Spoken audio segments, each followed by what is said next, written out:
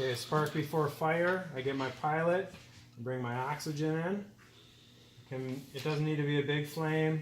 Neutral to slightly oxidizing is good. And then I can take one of the rods that I'm not going to use, and I want to get it liquid.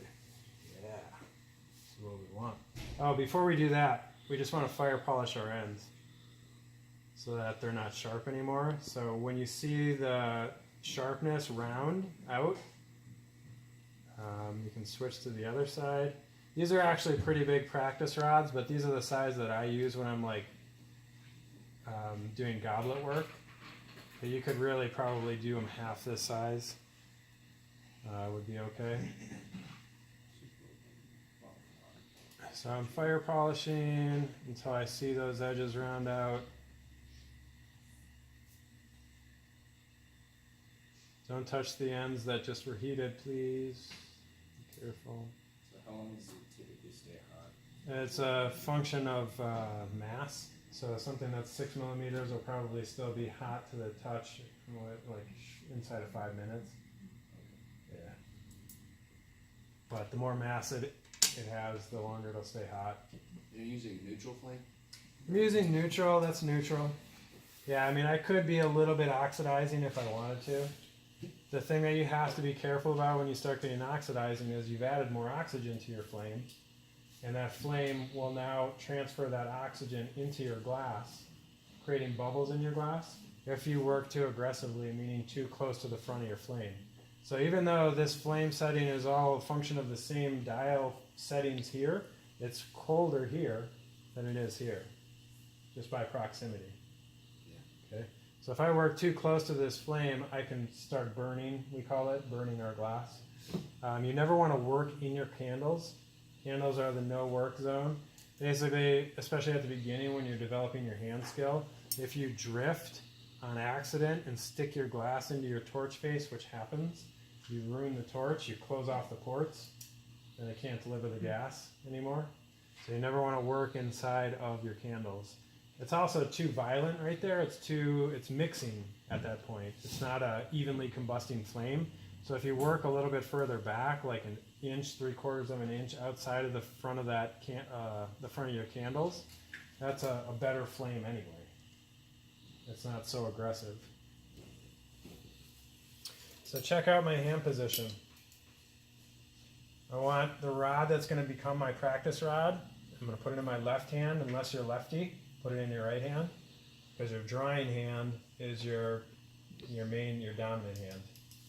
So put the rod that you're going to make the dot with in your dominant hand, which for me is my right hand. And I'm taking my practice rod in my left hand and putting it just underneath the flame at 6 o'clock.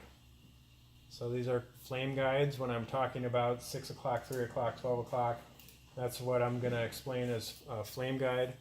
So I'm just letting it sit barely at 6 o'clock so that it's making that rod warm, but not into the depth of the diameter of the rod, just across the surface of it.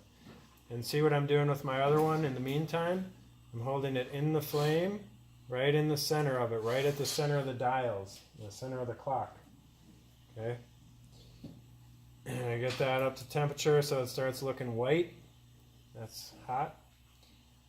And then I just go down, say bloop, and you can make sound effects if it makes it seem more fun or whatever. And then I flip it to the other side until I see my lines that were two separate things become one. This is important. That becomes a full weld. When the area that was a divot or a waistline between the dot and the rod goes away, I've completed my weld. Okay? When they're two separate things, when you see the delineation between this dot that was part of this rod and the new rod you've stuck it to, that means that it's not yet complete. So what do I want to do? I got to isolate my flame so that I don't overheat my rod that I've stuck it to. So look at my angle. It's all about your angles and your flame size. So what else can I do besides trying to get a good angle on this? 2s or 3s? Smaller flame. Smaller flame. Oh, it's so simple. It's so genius. So I just turn down my gas a little bit. There's a quick way that you can make your flame smaller till I see that line disappear. Okay. So I've got a dollop that's, let's call it 12 o'clock. Right? I don't want it off the end. I want it on the top so that when I rotate, it is going around the clock, counterclockwise or clockwise. Okay? It's telling time as it rotates around. Yeah? And then we want to do another one to the other one.